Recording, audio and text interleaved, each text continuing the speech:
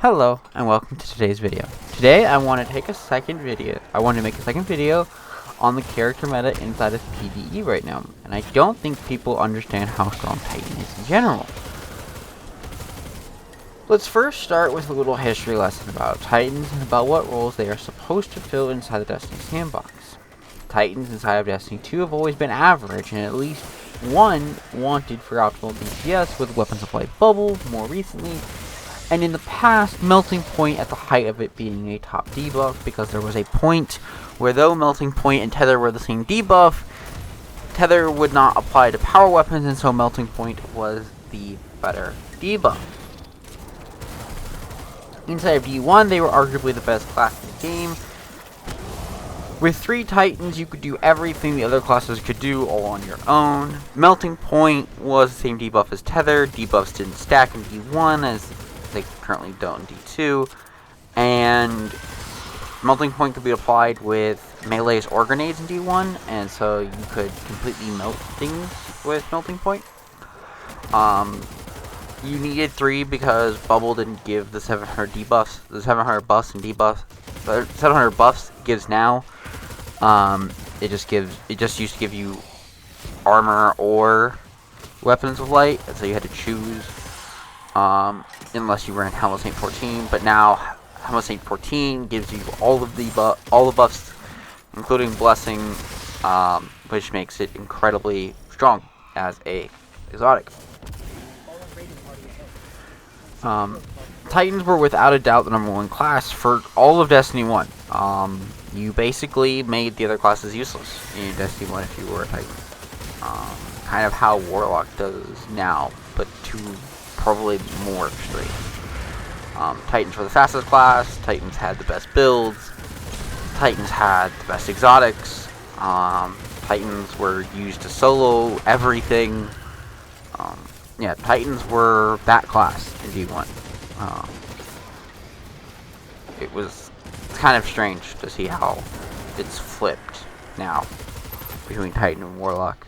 Warlock was kind of the, oh, if you have a Warlock, it's not a bad thing. Where D2 is kind of like, oh, you have a Titan. Okay, whatever. Fine, we can make it work.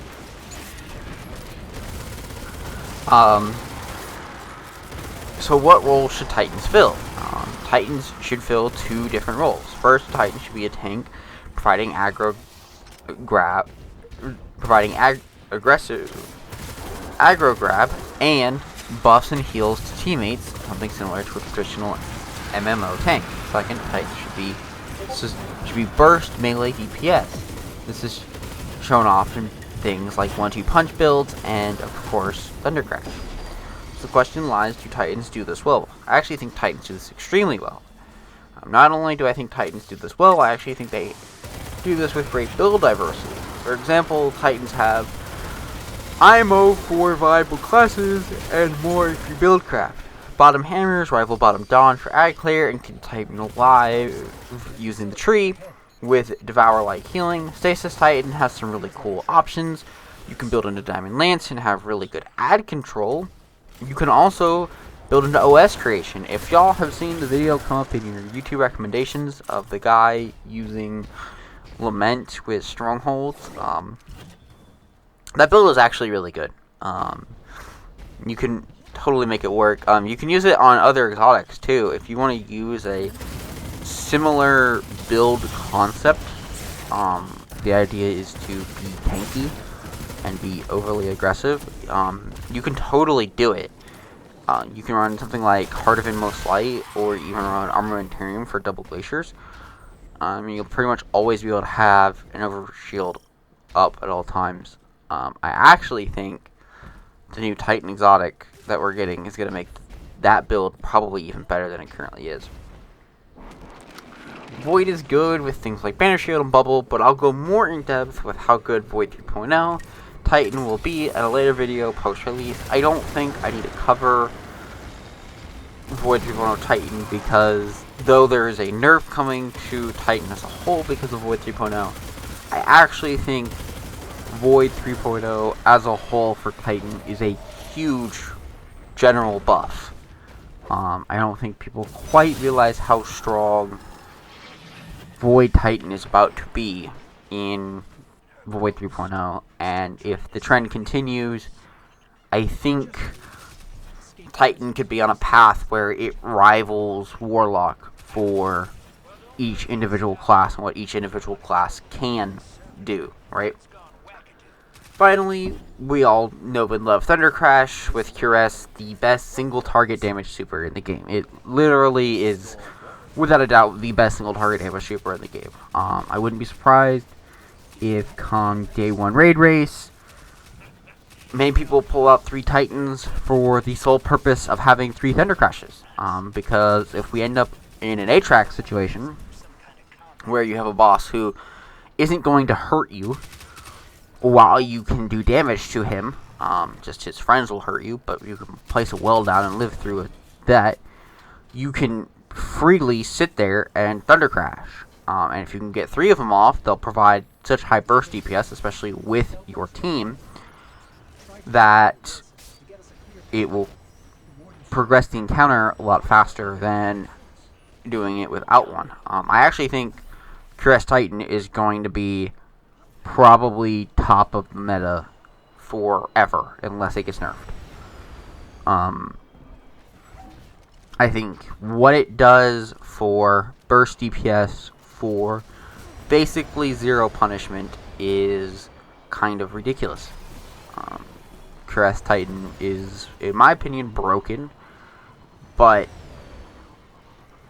that's an opinion. For all of these reasons, I think people should play Titan. This isn't to mention how they have exotics that can make some of the best builds in the game. Hollow Fire Heart lets you keep hold of your super, and as long as you're holding onto that super, you can just spam your abilities. Ursa's, obviously we all know what Ursa's does with Banner Shield, allowing you to just get 50% of your super back, generate all those orbs for your teammates, while providing them with weapons of light while they're behind your Banner Shield. Yeah, it's good. It's really good. Ursa's Titans will never be a bad pick in any GM ever. It's just sometimes not the most efficient pick because sometimes you need to play more aggressive. The thing with Titan is it can play more aggressive. You can allow it to play more aggressive and still be useful to the team as a whole. Precious Scars, which is way overlooked in the PvE after its buff. Sorry, I yawned. Sorry about that. After its buff, and its ability to sustain your health is crazy. Every double kill, you're going to get about a third of your health back, which is kind of crazy. And it sustains you, like, really well. It'll keep you alive. Even in, like, pretty hard content, where, like, double kills are kind of rough, but, like, you can run, you know, Wither Horde to help with your double kills, and if you run, you know, a pretty high damage primary, something like, say you're on Bubble, you can run Vouchsafe, right? Or if you're on Block, heck, you can run Vouchsafe and Precious Scars, and, like, you're not going to really hurt anything not being on Ursus. And you'll help your teammates out, too, because they'll get that healing boost, too. Be more of a team player. You also have Heart of Inmost Light, which I've covered in multiple things. Path of the Burning Steps, which I've also covered. You have Crest of Alpha Lupi, which I have, funny enough, also covered. All those exotics are amazing for what they individually do. Crest healing on Barricade Pop, which I think in Void 3.0 is going to be really strong. I don't think it's as strong as I thought it was going to be, because the Overshield is stronger than I thought it was. But still having it, because your health won't be healed, you'll just get an overshield. But being able to heal that health and get the overshield together might be really strong in Void 3.0. Obviously, Heart of Inmost Light after its most recent buff, and your ability to just run abilities. I mean, you can just chain ability after ability after ability with Heart of Inmost Light, and building into those abilities. It's really incredible what you can do with some really good Heart of Inmost Light builds. Path of the Burning Steps are underrated for many reasons. They're 25% damage bonus for solar double kills, and that 25% damage bonus is to all weapons, which most people don't understand that. But Path of the Burning Steps are also incredibly good exotic, even in endgame content, because being able to just buff yourself for basically Rampage ×1 all the time if you're maintaining kills is really strong. It really is. And then you don't really hurt your team because you can run a strong subclass with bottom hammers and keep sunspots up, which are really strong for ad clear and ad control. Obviously, you have Syntheseps with 1-2 punch builds to melt bosses basically instantly. There are so many great options for so many crazy, viable builds in endgame content. Titan has almost all of the opposite problems Hunters do. Hunters have basically no build crafting, have basically no multi-class variation. You are stuck to 2 classes and might even be 1 class very soon. And not only are you stuck to 2 classes, but you're stuck to 2 classes that, well, besides current Omnioculus Invis, one is completely overshadowed by the other 2. Stasis Hunter is inferior to the other 2 Stasis right now. Post Diamond Lance buff, Stasis Hunter is worse than Stasis Titan or Warlock at this point. And if you're gonna run Stasis, you might as well just run those 2. If you're gonna run Stasis for the purpose of being Stasis. I mean, what are you gonna run on Hunter? Like, you're gonna be stuck on Omnioculus, you're gonna be stuck on Omnioculus for Invis. I don't think it's going to get better, but I do think Titans are going to get much better. Titan has almost all the opposite problems of Hunter, but Titans are, per playtime, the lowest total played. Per character count, they are technically more than Warlocks by about 2%. But per total playtime, if you look at the total hours played on the class, and not the total number of Titans in the game, the Titan class is actually the lowest played class, which actually more explains why they came third in Guardian games this year. They are actually the third least played class, which for a while I kind of understood because they didn't really do anything special. They kind of just existed. And I actually think now they do things special. I think Stasis Titan is in a spot where it's really good. I think Solar Titan is still being ignored with how strong it is as a subclass. I mean, Thunder Crash basically broke Titans out of this chokehold where they were forced on bubble all the time. But in general, I think though Titans might be the total lowest playtime per hour, I actually think they probably deserve to be over Hunters in a lot of way for total playtime. Obviously, Hunters are the most playtime, but there's also the most number of Hunters created character-wise in the game. Hunters are roughly 38% of the total player base. Warlocks are about 33, and Titans are about 31 for the total player base count. Actually, I think it's 32, 31, I want to say, to be exactly correct. I don't think Titan is Warlock good yet. I don't think Titans are as strong as Warlocks, but I do think it's very damn close. Like, it's right there. Like, you're pushing it. Being on a Titan is not a bad choice right now. It really isn't. This is probably the best Titans has been in years, and so yes, I would go ahead and make one if you don't have one. And if you're a new light watching this video, trying to decide which class to pick, as you're looking at your class options, I would say Titan is an overall good choice because they are also very strong at PvP, which even if you don't plan on playing much PvP, which I would not recommend playing a lot of PvP. PvP in this game can be iffy at times. Playing on a class that has viable PvP build options is important because PvP is important to PvE long term.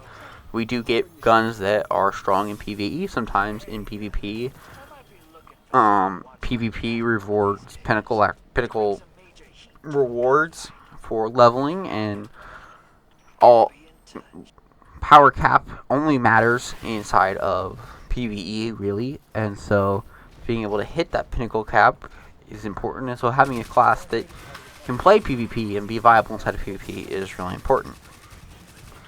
I hope everyone enjoyed this, actually not even really shorter video at this point. It's now 15 minutes long. I thought it was going to be short, but it's not. I also hope everyone has become aware of how good Titans are and should make and level one. If you don't have one heading into Witch Queen, make one. Just real quick, make one. Play it through the first mission. You don't even have to go get its exotics. You don't even have to go get armor. You'll be able to do all that stuff in Witch Queen. It'll give you plenty of extra content to do in Witch Queen as well. But if you don't have a Titan, you should make one. They're good right now. They really are. I have 2 videos left before Witch Queen, and we are less than 7 days away. It feels ridiculous that we're this close. I remember thinking back in August when we got our release date, I was like, oh my lord, that is really far. But it's here. We are 6 days away as of the release of this video, which is kind of crazy. It's exciting. I can't wait to show off new weapons, show off new builds, all those things. And we will have a new video on Friday for leveling. If you need a leveling guide, I will walk you through leveling step by step from the moment you log in day 1 till the time you hit pinnacle cap. I will walk you all the way through it. So if you're looking for a detailed, in-depth leveling guide, on Friday I will have one out for all of you. If you haven't yet, please consider liking this video if you enjoyed, and subscribe if you haven't already for more content just like this, and builds and guides for leveling and new endgame content. I appreciate every one of y'all, and goodbye!